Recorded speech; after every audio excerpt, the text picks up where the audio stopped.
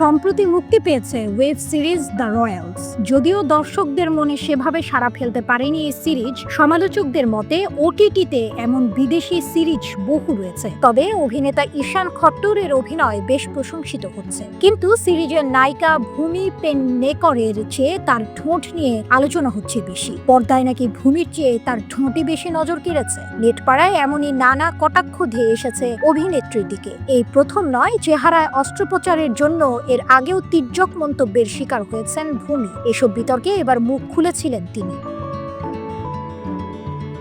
অভিনেত্রী বলেছেন, মানুষের অদ্ভুত অদ্ভুত বিষয় নিয়ে কথা বলতে ভালো লাগে। একজন তো আমাকে সরাসরি বলেছিলেন, তোমার ঠোঁট খুব বড়, কিন্তু এতে সমস্যা কবে থেকে তৈরি হলো? এমন বড় ঠোঁট পাওয়ার জন্যই তো মানুষ লাখ লাখ টাকা খরচ করে। ঠোঁট নিয়ে ভূমির এই মন্তব্য ছড়িয়ে পড়েছিল। তারপরেও কটাক্ষের শিকার হয়েছিলেন তিনি। দ্য রয়্যালস সিরিজে ঈশানের বিপরীতে অভিনয় করেছেন ভূমি। এই প্রথমবার জুটি বাঁধলেন তারা, তাই প্রথম থেকেই তাদের রসায়ন নিয়ে কৌতূহল তৈরি হয়েছিল দর্শকদের মধ্যে। যদিও পর্দায় নাকি তাদের রসায়ন দর্শকের মনে সেভাবে দাগ কাটতে পারেনি।